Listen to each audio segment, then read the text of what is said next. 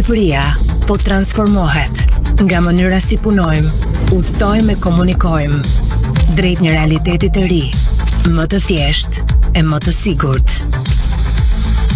Në zemër të këtij transformimi qëndron edhe identiteti, një pjesë thelbësore që na përfaqëson dhe na lidh me shtetin.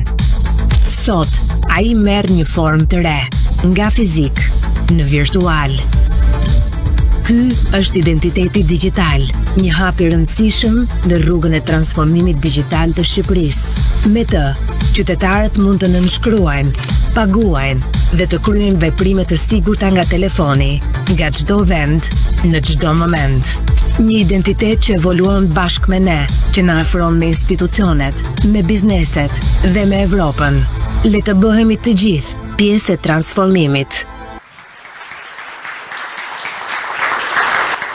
Mirëditë të gjithëve, është një kënaqësi që t'ju mirëpres sot në një moment veçantë, i cili tregon për ambicien e Shqipërisë drejt digitalizimit dhe ofrimit të shërbimeve digjitale, si në këtë rast identiteti digital nga Identitek.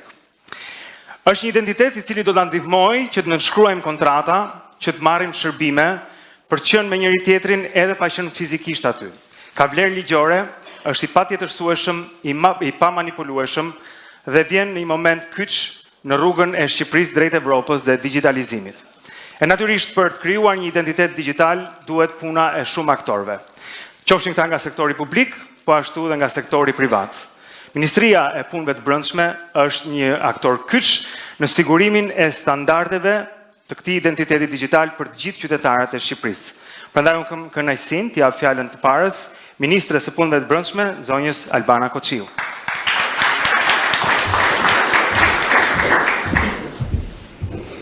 Përshëndetje të gjithëve, i nderuar kryeministër, të nderuar partner dhe përfaqësues të institucioneve publike dhe private.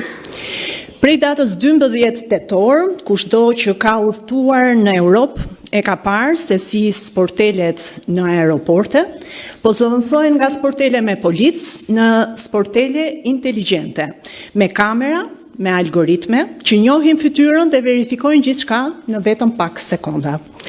Kjo nuk është në fakt një pjesë e shkëputur nga një film fantastiko-shkencor, ky është realiteti ynë i ri. Kemi hyrë në një epokë ku Europa gjithmonë e më shumë po avancon nga identiteti fizik në identitetin digital. Sot, përballë këtij ndryshimi global, kemi vetëm dy zgjedhje: të jemi pjesë e së ardhmes ose të mbetemi spektator të saj. Ajo çfarë ne kemi zgjedhur është besojë e qartë për të gjithë.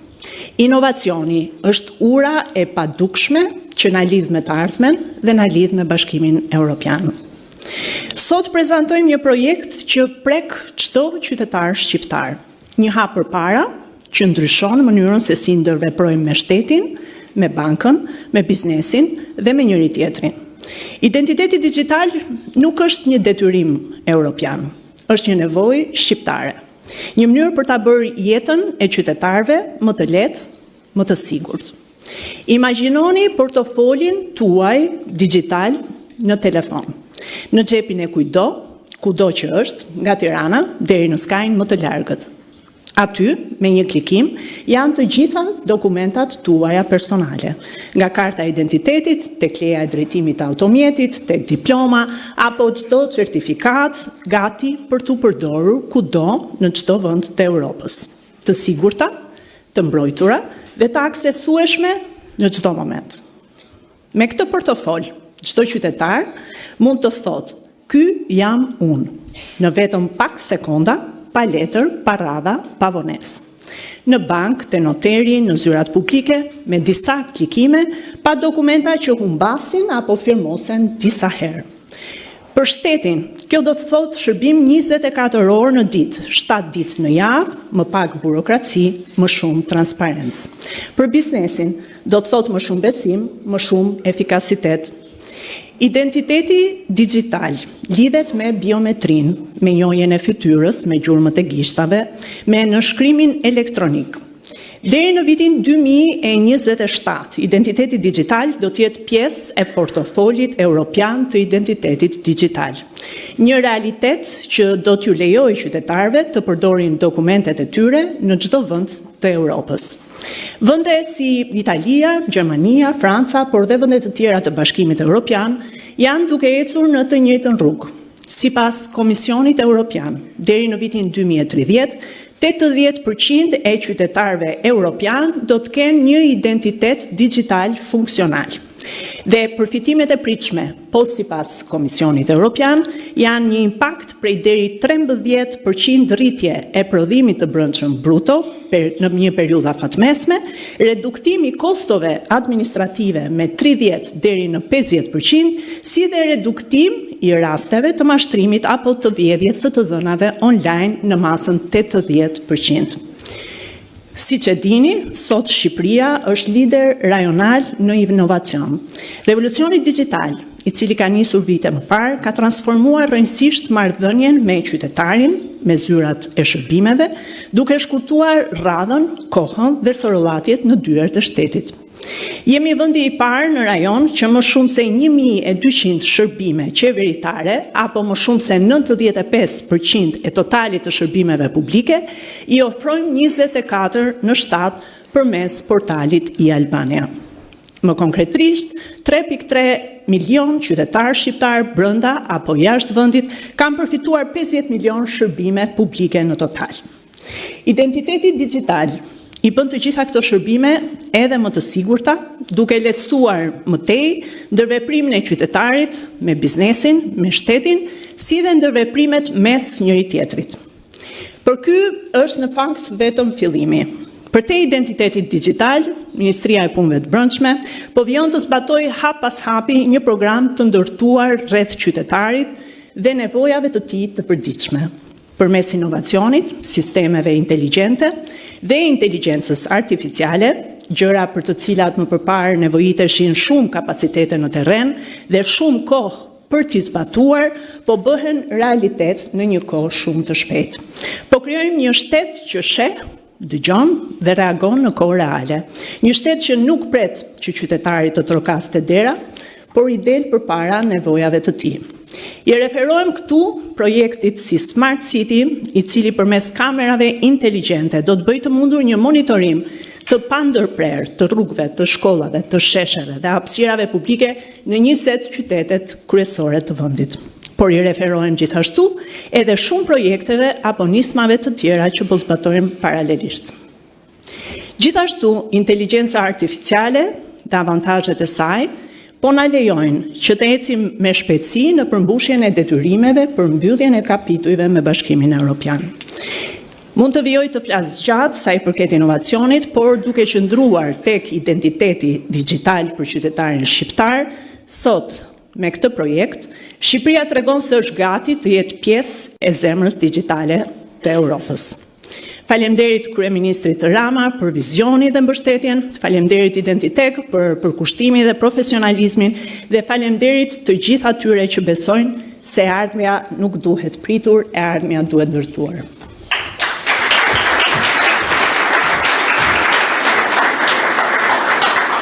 Faleminderit zonja ministre.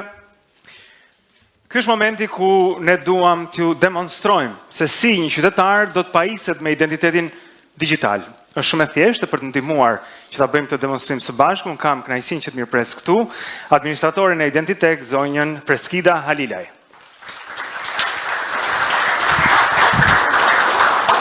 Përshëndetje të gjithëve, ju falenderoj për prezencën. Ky projekt është shumë i rëndësishëm për ne dhe unë jam shumë emocionuar që e prezantojmë sot, sepse është ndërtuar mbi vizionin e qartë të kryeministrit ton për transformimin digital të Shqipërisë. Që nga dita e parë kemi ndërmarrë hapa konkret, kemi ndërtuar kuadrin ligjor, kemi ndarë eksperiencë ndërkombëtare dhe gjithashtu kemi kaluar përmes testimeve dhe pilotimeve. Dhe prandaj sot jam shumë krenare të prezantojmë sot një demo funksionale. Shkëlqyeshëm. Siç mund të shikoni, do të shikoni edhe pas në ekran, është i pasqyruar ky iPhone që ne do të përdorim për arsyeën e demonstrimit dhe se sa e kollajt është që ti ta krijosh identitetin digital përmes aplikacionit të Identitek që e shikojmë në ekran. Kështu që do të hyjmë këtu fillimisht. Ajo që na duhet është vetëm një telefon smart dhe një kartë identiteti fizike. Shumë mirë, cilën unë e kam në dorë. Cilën ju e keni. Pra, shtypim fillimisht, Kryo ID digitale. Pranojmë kushtet dhe termat e përgjithshme.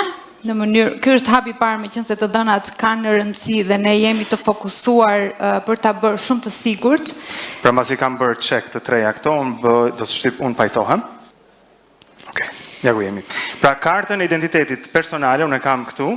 Do të shtyp fillon dhe do të lexojmë. Atëherë, lexojmë dy anët e kartës fizike. Në fillim lexojmë anën e pasme, e cila ne i quajmë RZ, marrim disa të dhëna të cilat janë në formë numerike të shkruajtura, më pas afrojmë kartën e identitetit me telefonin, nëpërmjet NFC-s së telefonit lexojmë çdo të dhënë që gjendet në kartën fizike. Presim disa sekonda, sepse duhet të merren të gjitha të dhënat që ndodhen aty, fotoja, numri personal, vlefshmëria. Përfundojmë me sukses. Dhe tani do të verifikojmë fytyrën tim. Vazhdojmë me verifikimin biometrik. Pse bëhet kjo? Kjo bëhet për çështje sigurie, sepse ne duhet të verifikojmë se personi që mban telefonin është i njëjti person që ka foto në kartën e identitetit. Okej. Telefoni duhet të lëviz vazhdimisht në mënyrë që të verifikohet se përballë është një person real dhe nuk është një foto apo një video.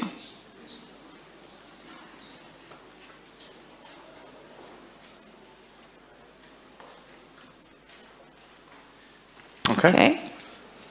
Tani po identifikon fytyrën time krahasuar me kartën e identitetit. Bën një krahasim nëse është e njëjta fytyrë në të dy pajisjet. Identiteti është verifikuar, kalojmë në hapin e radhës i cili verifikon numrin e telefonit, pra çdo qytetar do mund të shkruajë numrin e telefonit në të cilin vjen një kod unik. Këtë kod e kemi për arsye të demos. Për arsye të demos ne i kemi të gatshëm. Verifikohet numri i telefonit, vazhdojmë radhjen me hapin e radhës. Vazhdojmë. Të rast nuk do të përdorim biometrinë, se ky nuk është celulari im. Po të ishte imi do të futej në funksion edhe siguria biometrike e vet iPhone-it. Që unë këtu shtypa. Dhe kemi të gjeneruar identitetin digital. Përsëri theksoj që është një demo, kështu që dizajni nuk është final absolutisht. Pra shikojmë se janë të njëjta të dhëna që ne kemi te karta fizike. Nëse ne klikojmë kthehu në fillim, do mund të vendosim një kod unik, i cili është shumë i rëndësishëm për të mbajtur mend, sepse është i pandryshueshëm, numrat janë në mënyrë të çrregut, në mënyrë që të mos imitohet lëvizja e dorës dhe kodi të mund të replikohet. Shumë bukur. Kjo është se si duket Digital ID-a në telefonin e gjithë secilit, ka dy butona të cilat janë shumë të rëndësishëm, me njërin bëhet skan kur ne duam të autentifikohemi diku dhe me butonin tjetër ne gjenerojmë një QR kod në momentin që dikush kërkon të verifikojë identitetin tonë. Pra, nëse do të jep një skenar hyrja në një stadium për një ndeshje futbolli, nëse unë shtyp butonin në të djathtë, formohet një QR kod me këtë. Fjala vjen roja atje, e skanon dhe dalin të dhënat e mia. Qartë, okay.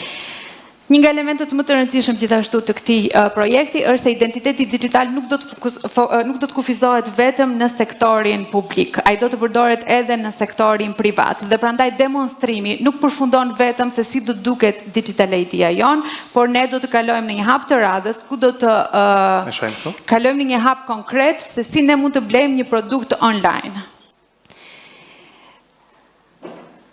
Kjo është një faqe e Vodafone, po. Kjo është një faqe e Vodafone, ku ne mund të zgjedhim një nga produktet. Pra do të blejmë, fjala vjen, një SIM këtë në të djathtë. Mund ta shtypësh zgjedh? Patjetër, zgjedhim këtë produkt. Kërkon tani midis Android dhe iOS, do të zgjedhim iOS sepse unë po përdor një iPhone për këtë rast. Që shtypim iOS-in në këtë faqe. Atëherë, kemi të gjeneruar një QR kod, me të cilin nëpërmjet të Digital ID-s tonë do të mund ta skanojmë dhe të autentifikohemi.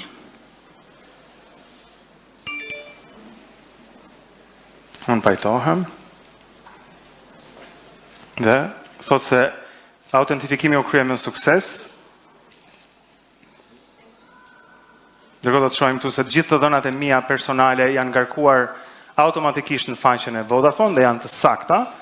Dhe ne mund ndjekim tani radhën. Pra, shikojmë se çdo të dhënë që ne kemi te Digital ID janë plotësuar në mënyrë automatike. Ajo që na duhet vetëm është një adresë emaili.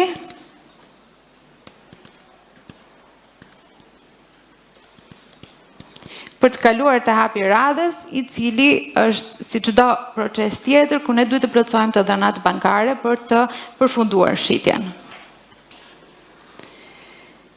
Dhe në pak minuta kemi bler një produkt I cili aktualisht ne duhet të shkojmë në dyqan fizikisht për të bërë të gjithë këtë proces. Shkëlqyeshëm. Kërkoj ndjes për foton e para ca kohëve me Ludin atje. Por arriti të më identifikonte në mënyrë korrekte pra. Dhe kaq duhet, dhe tani idea jote është gjithmonë me ty në celularin tënd, siç tham parë mund ta përdorësh kudo që të jesh në çdo institucion. Ky është vetëm një rast përdorimi I Digital ID-s ton. Çfarë është shumë e rëndësishme është se si në rastin e telekomunikacionit mund të shtrihet përdorimi në çdo sektor tjetër. Pra një 18 vjeçar mund të hap një llogari bankare në vetëm pak sekonda, një biznes mund të marrë në bankë. Patjetër, vetëm në pak sekonda në komoditetin e shtëpisë së vet apo ku do ndodhet. Gjithashtu një biznes mund të marrë shërbime publike me vetëm një klikim dhe çfarë është shumë e rëndësishme është se ne mund të garantojmë mbrojtje shtesë për fëmijët nga rreziqet e botës online. Këto janë ato që ne donim të tregonim me demo funksionale sot për ta bërë më konkrete si teknologji, sepse kjo është forca e vërtetë e digitalizimit, jo vetë teknologjia për hatër teknologjisë, por ndryshimi rezultativ që ajo sjell në jetën tonë të përditshme. Dhe prandaj unë jam shumë e lumtur të përmend se ky rrugtim do ishte I pamundur pa partnerët tanë ndërkombëtar. Gjithashtu, në emër të Identitek dua të falenderoj përzemërsisht kryeministrin për vizionin dhe mbështetjen e vazhdueshme, ministrin e punëve të brendshme për bashkëpunimin dhe të gjithë ju për besimin se së bashku po ndërtojmë Shqipërinë e së ardhmes. Shumë falenderoj. Preskita Halila, zonja Zotrin, administratore e Identitek. Po digitalizimi nuk është thjesht teknologji, është mënyra se si shteti afrohet me qytetarin. Dhe ne kemi dëgjuar se ai ka kryefjalën të vetën digitalizimin e proceseve të vendit tonë, e për të na treguar më shumë mbi angazhimin dhe ambicien e qeverisë shqiptare lidhur me të ardhmen digjitale të Shqipërisë, do të them edhe të sotmen. Kam kënaqësinë që të mirëpres këtu zotin kryeministër Edi Rama.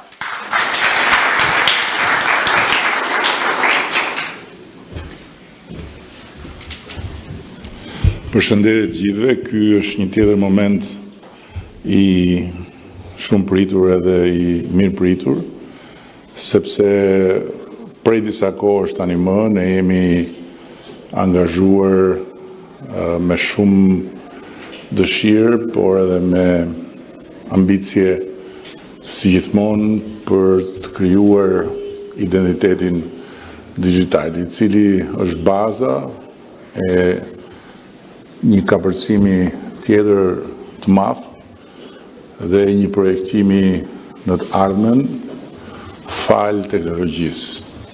Dhe faktikisht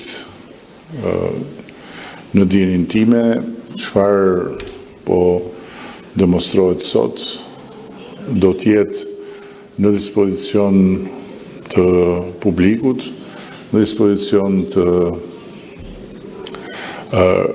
raportit mes qytetarit dhe shtetit dhe në dispozicion të ekonomisë sonë në fillim të vitit të ardhshëm.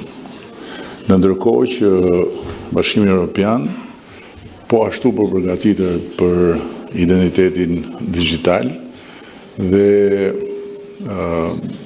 objektivi I shpallur I Bashkimit Evropian është që në vitin 2027 qytetarët e BE-s të mund të pajisen me identitetin e tyre digjital.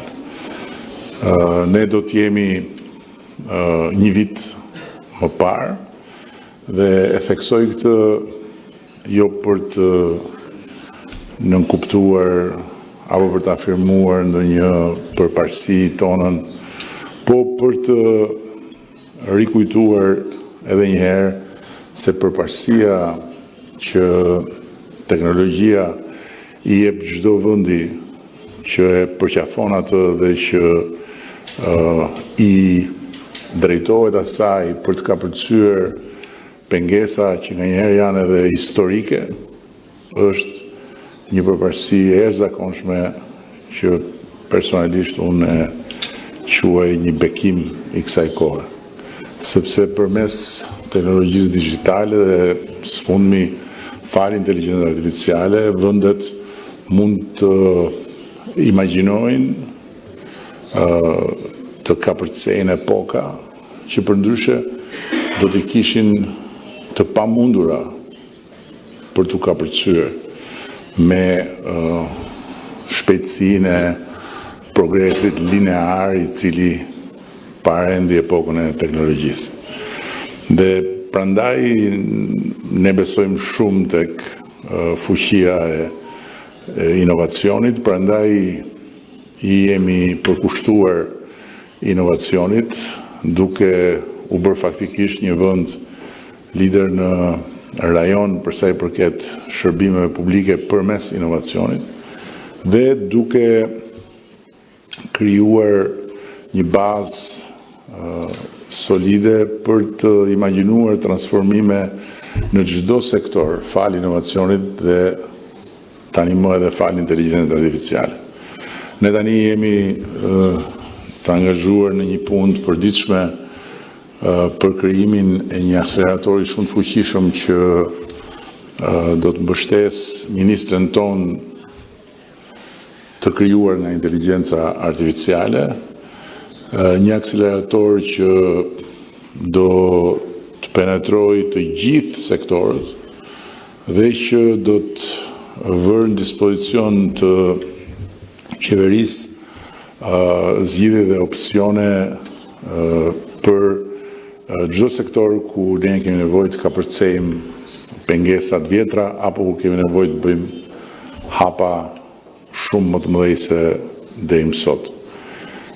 Dhe pa dashur t'ju marko duke i prekur sektorët një nga një, dua të përqendrohem tek ky moment i sotëm, tek identiteti digjital, i cili është një instrument i domosdoshëm për të realizuar planin ton të kalimit nga paraja kesh në transaksionet digjitale.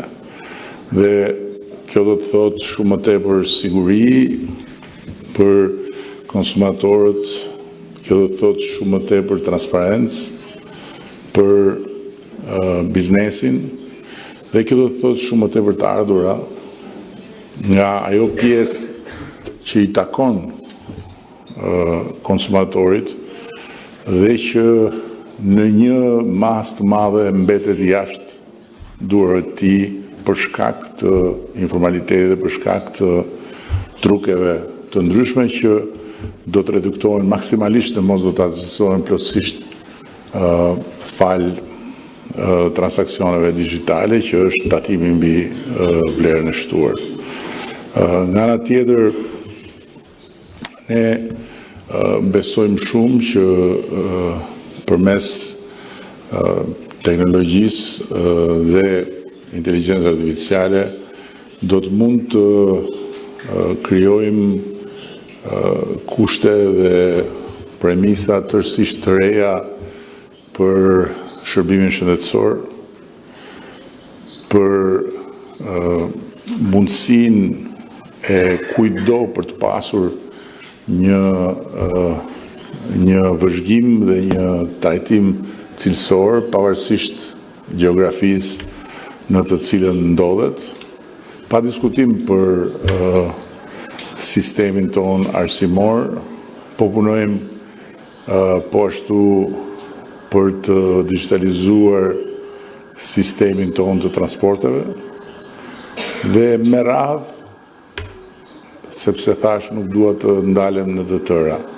Po për ta mbyllur, duke qenë se këtu protagonisti i ditës është Ministria e Brendshme, dua të theksoj që po ecim me hapa të shpejt lidhur me fillimin e zbatimit të projektit të madh të Smart City, projekti i cili do të na ndihmojë të digitalizojmë përmes kamera inteligjente të gjithë sistemin e monitorimit të trafikut në qytetet tona, duke filluar nga Tirana, do na ndihmojë të kemi një pamje shumë më mbështetëse për sa I përket mbledhjes dhënave në raport me lishmërinë, me rendin publik, me luftën kundër kriminalitetit, dhe nga tjetër të na ndihmojë po ashtu që të kemi një pamje koreale të ecurisë jetës përditshme në shkolla, ku fal këtij programi, fal këtij projekti, do të rritet në mënyrë eksponenciale siguria dhe do të rritet në mënyrë eksponenciale edhe mundësia e prindërve për të ndjekur të gjithë vijën e sjelljes së fëmijëve në shkollë, jo thjesht në aspektin e momenteve kritike, por në tërësinë e vet, gjë që do të ndikojë jashtëmase në frekuentimin e shkollës, gjë që do të ndikojë jashtëmase në uljen e fenomenit shqetësues të bullizmit dhe patjetër do të ndikojë jashtëmase edhe në aspektin e angazhimit të vetë mësuesve. Besoj shumë që me këto projekte dhe me programin e identitetit digital, I cili është shumë më kompleks se sa duket në këtë paraqitje kuptim plot që na u bë, ne do të jemi në gjendje që ta çojmë Shqipërinë 2030 në një nivel krejt tjetër nga ky sotmi dhe do të jemi në gjendje që ta fuqizojmë në mënyrë gati të paimaginueshme qytetarin, që t'ja lehtësojmë në mënyrë të paimaginueshme sot jetën e tij të përditshme dhe t'i bëjmë të mundura me shumë më pak konsum kohe, energjie dhe me shumë më pak stres, ndër veprime që përndryshe kanë nevojë për më tepër energji, ka nevojë për më tepër kohë dhe që sjellin me vete edhe stresin përkatës. Dua të falenderoj ekipin e Identitekut, drejtuesen e Identitekut, dua të falenderoj edhe të gjithë partnerët e Identitekut që janë këtu sot të pranishëm, edhe prania e tyre do me thënë se është shenjë inkurajuese partneriteti po edhe respekti për këtë institucion të ri, I cili po provon dita ditës se si një kompani publike mund të zërë vendin një kompanie private, e cila deri dje bënte shërbimin e publikut me karta identiteti dhe t'ja zërë vendin duke qenë më e lirë në çmim, më eficiente në cilësinë e shërbimit dhe mbi të gjitha shumë më inovative në shërbim të publikut edhe në shërbim të nesërmes të vendit. Kështu që të gjitha ata që janë këtu të pranishëm nga ekipi I Identitekut, dua t'i përshëndes poshaqërisë dhe përmes tyre dhe gjithë pjesën tjetër që nuk është këtu e pranishme. Duhet t'ju them që ne kemi një besim të madh tek potenciali I kësaj kompanie dhe kemi një ambicie të madhe për këtë kompani, ashtu si kundër edhe për një kompani tjetër që sapo e kemi krijuar në bashkëpunim me partner shumë diligjent ndërkombëtar, kompaninë publike Alp 3, që do të na ndihmojë të bëjmë gjurmëshmërinë në kohë reale të gjitha produkteve, të rrisim në mënyrë të paimagjinueshme deri më sot kontrollin dhe sigurinë e produkteve, të ulim në mënyrë shumë domethënëse edhe në këtë aspekt informalitetin dhe të gjitha ato pasoja që ky fundit sjell në cilësinë e jetës, por edhe në vetë shëndetin e njerëzve. Kështu që me këto dy kompani publike jemi vërtet shumë besimplot se do të sjellim ndryshime domethënëse në shoqërinë tonë dhe do të modernizojmë në mënyrë domethënëse mënyrën e funksionimit të kësaj shoqërie. Shumë faleminderit gjithë edhe një herë. Shumë faleminderit, zoti kryeministër.